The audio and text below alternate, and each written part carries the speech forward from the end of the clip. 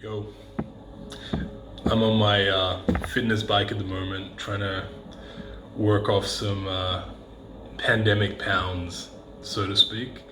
Put on a lot of weight during this past year. Normally, I go to the gym, play basketball, lift weights, do all this kind of stuff. Pandemic totally changed that, so yeah, been eating too much, not moving enough. Um, and just trying to do something. So yeah, I don't think I made a video for a while, and definitely things have gone through my head in terms of what I would like to share with you. But I figured today I would talk about drugs, actually, or more specifically, addiction, because addiction's not related necessarily to drugs alone. Um, it's something that everyone faces as a temptation, the temptation of pleasure, and the eventual kind of pursuit of pleasure. Um, Not always just for its own enjoyment, but also sometimes to like fill up emotional pain, or to fill up boredom, to fill some kind of void. And I've fallen prey to that from time to time in my life. But no matter what it's been, whether it's high school or going to party, or living in Berlin for a while, something that I could share from my personal experience is that it's never, how would I say this? Cheap pleasure or easy pleasure is never truly fulfilling. Whether that is drugs, like whether that's alcohol, or whether it's cocaine, marijuana, or whether it's even simpler pleasures like, entertainment. Entertainment that's just passively consumed for pleasure, in an excessive amount, to try to like gloss over feelings of frustration or boredom and things like this, I think is unhealthy. And then there are other ways that people kind of try to fill these holes in their life. Like it might be the pursuing the pleasure of having someone desire you is the thing, or pursuing the pleasure of having people pay attention to you. You can see that it's not just drugs that are these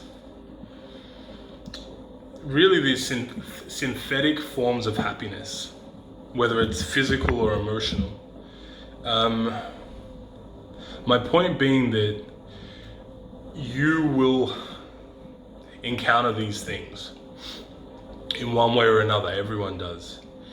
And I think a good mental model is just to know that you will face these temptations. And an important thing to try to understand is that they're never going to be truly fulfilling.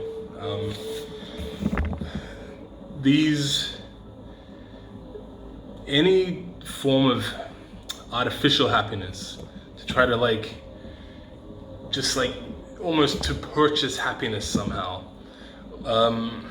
these are never going to be truly fulfilling, versus trying to cultivate true contentment and happiness from within yourself in a natural way. And also to understand that we don't have to be happy all of the time.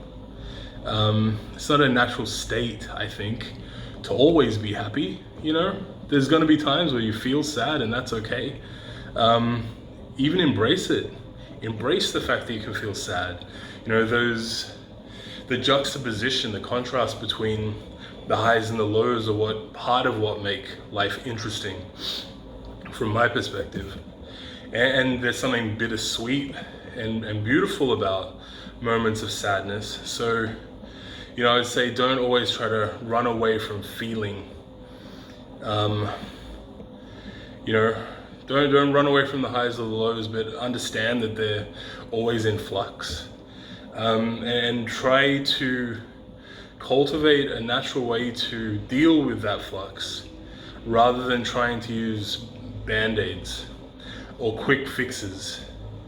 I'm not sure if I'm putting this as like eloquently as I think I've thought about it in the past, but I think that that's the primary point.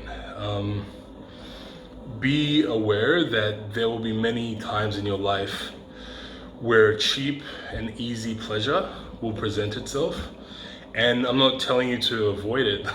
Sometimes it can be fun, but definitely be aware that unfortunately some people get to a point where it's the only type of pleasure that they have. They're unable at some point to get back to being able to feel true happiness. You know, I grew up in a place where I saw drug addicts that had been totally consumed by that pursuit of pleasure, and I think in their way it was really escaping pain, but it became their sole pursuit, and there was nothing in life that could any longer provide them with happiness. It was only the thing, the cheap thing, the synthetic happiness was the only thing that they lived for. And that's a very sad state of affairs. And, you know, people get to a point where there's no coming back from that. But you also have people that, you know, maybe it's not synthetic, but it's emotional, but they can only feel truly kind of, you know, temporarily sated when, people are paying attention to them. And sometimes the attention is more important than the type of attention. So even if people are angry at that person or annoyed or hate them, it's attention, so it gives them some kind of feedback and pleasure that somehow feeds that hole. So you can see how this can manifest itself in, you know, a really wide variety of ways. So I hope all of that made sense, but ultimately I'd say beware of cheap pleasure, and use it wisely. There are times you want to have a drink with friends. There are times you want to go out and party. It's fine. It happens. It's life.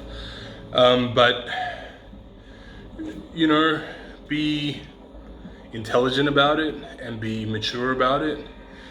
Use it, don't let it use you, and don't let it consume you in whatever manner. And understand, you know, highs and lows are transient.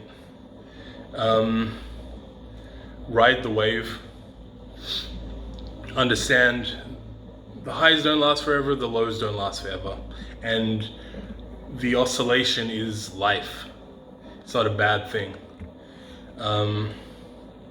And I think if you understand that, you can pretty much like feel that balance, and it's okay. And if you feel moments of depression, you're like, fuck, I feel depressed, but you know, it's not going to last forever. The same way you feel this happiness, but you understand, like, I will try to absorb this and feel this truly because it's not going to last forever. And it's nice to be in the moment, you know, and then change will happen again and we'll be in a different place. So yeah, I think that's what I wanted to communicate. If I have a better way to communicate it, I'll try again another time. But I will continue cycling.